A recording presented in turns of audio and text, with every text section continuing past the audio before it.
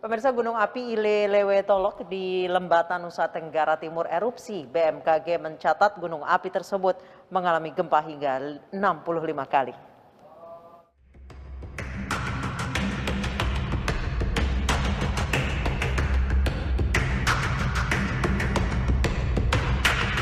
Gunung api Ile Lewetolok, Lembata, Nusa Tenggara Timur erupsi. Sejak pagi tadi, gunung api di Flores tersebut tercatat 21 kali erupsi dengan 65 kali gempa hembusan. Menyusul meningkatnya aktivitas gunung api tersebut, BMKG setempat mengimbau agar warga tetap waspada. Warga pun diminta mewaspadai peningkatan aktivitas gunung saat malam hari.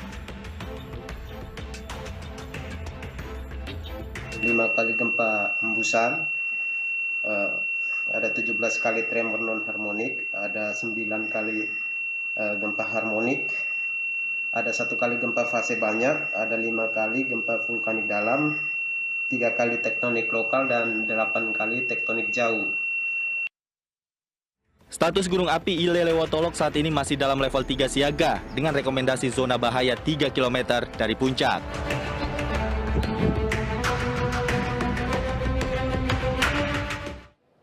Tersangka pembunuh guru SD di Bandung, Jawa Barat mengaku sakit hati karena korban berselingkuh dengan salah satu guru. Pelaku juga mengaku kecewa karena tidak dilibatkan dalam rencana pernikahan anak mereka.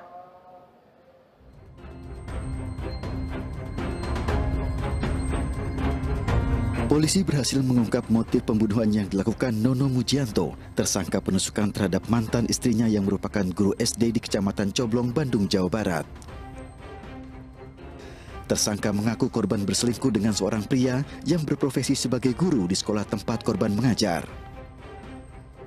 Pelaku mengaku perselingkuhan yang dilakukan korban terjadi saat dirinya masih berstatus sebagai suami dari korban.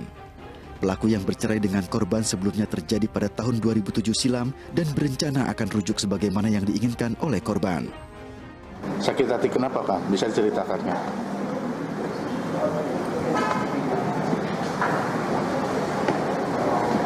Karena perselingkuhan. Apa? Karena perselingkuhan. Perselingkuhan. Perselingkuhan bagaimana, Kang? Bisa dijelaskan? Perselingkuhan antara guru dengan guru. Kalau berdasarkan kita fakta-fakta yang ada, dengan saksi-saksi, ya, dugaan ini memang direncanakan, ya. Karena apa? Sebelumnya sudah ada musyawarah, ya, keluarga, fasilitasi sekolah, sekitar 3 sebelumnya, ya. Namun yang bersangkutan mungkin kurang puas, akhirnya pada hari Senin tersangka ini menunggu di pintu gerbang di luar di tempat para pedagang berjualan.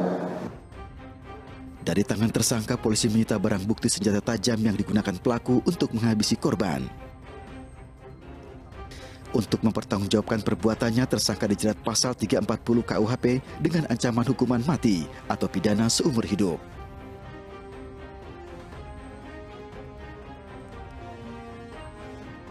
Sementara itu, suasana rumah duka korban masih diselimuti kesedihan.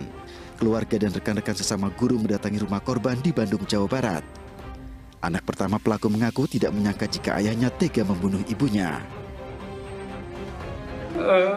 Saya nggak habis pikir bahwa kok tega gitu ada orang tua seperti ini gitu, bahkan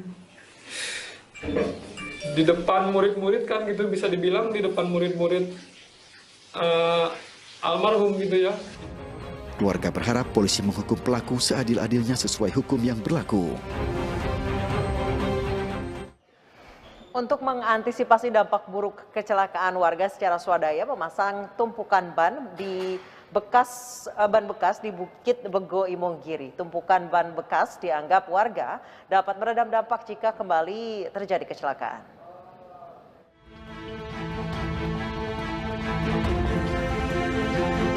Pasca kejadian kecelakaan maut bus wisata yang menewaskan 13 orang di Bukit Bego Imogiri, Bantul, Yogyakarta, warga bersama komunitas masyarakat membersihkan puing bekas kecelakaan dan menyingkirkan batu-batu yang menghalangi saluran air di sekitar lokasi tersebut.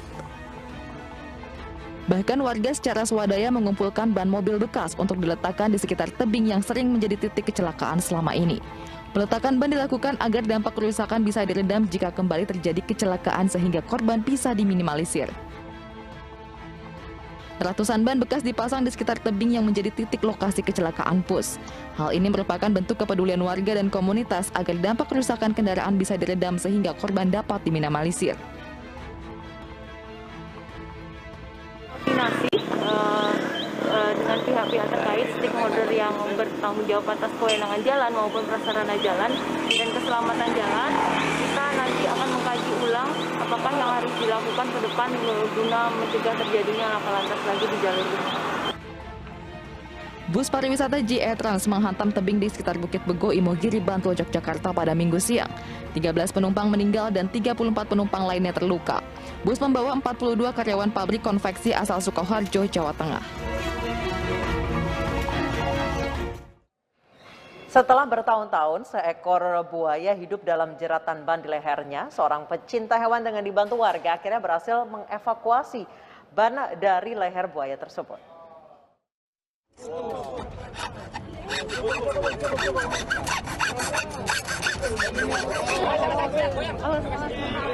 Inilah detik-detik saat seorang warga bernama Hili dengan dibantu warga sekitar berhasil melepaskan ban yang sudah menjerat buaya ini selama bertahun-tahun. Awalnya, evakuasi dilakukan secara mandiri oleh Hili dengan sistem jerat, menggunakan peralatan tali, bambu, dan seekor ayam sebagai umpan. Aksi heroik saat menangkap hingga melepaskan ban motor dari tubuh buaya menjadi tontonan menarik ratusan warga. Saya memang tidak suka kalau ada binatang terikat-ikat, saya tidak suka dari dulu. Biar ular saya kasih lepas. Mantap. Kemauannya saya sendiri memang. Makanya Mas langsung memburu buaya ini? Iya, karena saya merasa kasihan. Bilang, saya mau buktikan, banyak orang bilang suruh potong kakinya, suruh potong tangannya kalau ini bukan emas. Saya buktikan ini ban. Ya. Makanya orang di sini Palu kan ini tahunya emas, bukan ban, Pak. Buaya berkalung ban tersebut telah viral di media sosial sejak tahun 2016. Sejumlah pemerhati reptil dan ahli satwa asal dalam dan luar negeri pernah sengaja datang ke kota Palu untuk melakukan evakuasi, namun usaha mereka kerap gagal. Sebuah kantor yang nekat beroperasi di saat sejumlah pegawainya positif COVID-19 disegel Satpol PP. Kantor tersebut disegel sementara selama 3 hari.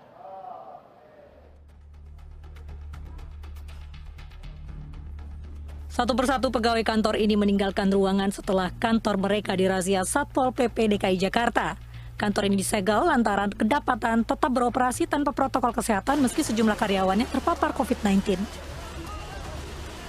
Kantor yang bergerak di bidang jasa pembiayaan dan keuangan ini terbukti melanggar peraturan PPKM level 3. Berdasarkan laporan masyarakat, tercatat 8 karyawan kantor tersebut positif COVID-19. Ini kami menindaklanjuti laporan pengaduan masyarakat terkait adanya beberapa karyawan positif COVID, tapi tidak dilakukan penutupan sesuai dengan ketentuan yang ada. Harusnya kan 3 kali 24 jam dilakukan penutupan apabila ada karyawan yang positif untuk dilakukan pembersihan atau Kegiatan pemantauan perkantoran yang membandel ini akan terus digelar Satpol PP DKI Jakarta guna menekan angka penyebaran varian Omikron. Ribuan rumah di Pekalongan, Jawa Tengah terendam banjir. Informasi tersebut adalah satu dari 5 berita pilihan hari ini.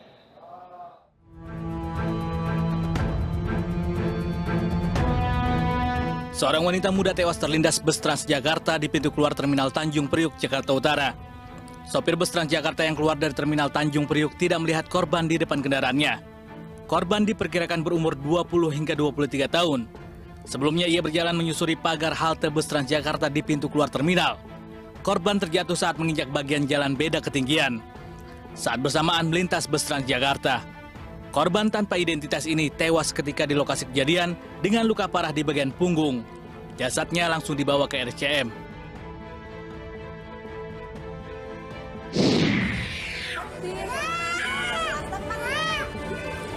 Balita ini histeris saat akan dievakuasi petugas gabungan dari rumahnya yang terendam banjir. Sejak 3 hari terakhir, ribuan rumah warga di 4 desa di Kabupaten Pekalongan, Jawa Tengah masih terendam banjir. Ketinggian air bervariasi mulai dari 50 cm hingga 1,5 meter. Mayoritas warga yang dievakuasi adalah ibu-ibu dan anaknya.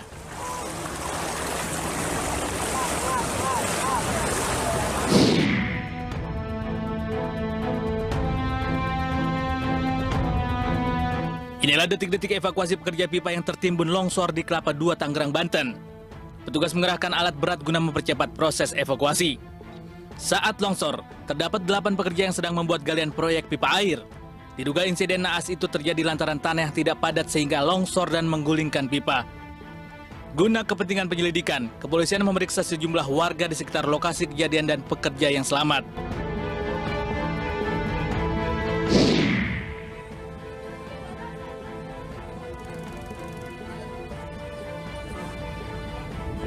Kecelakaan maut terjadi di Jalan Mas Strip, Surabaya siang tadi. Dalam kecelakaan yang melibatkan 5 kendaraan ini, 2 orang tewas di tempat. Kedua korban tewas adalah pengendara motor yang terlindas truk. Insiden ini bermula saat sebuah truk yang melintas dari arah Surabaya menuju Gresik disalip sebuah motor. Pengemudi truk kaget hingga banting kemudi ke kanan dan menabrak truk dari arah berlawanan. Naas kecelakaan tersebut berujung dengan terlindasnya pengendara motor yang berada di bagian belakang truk.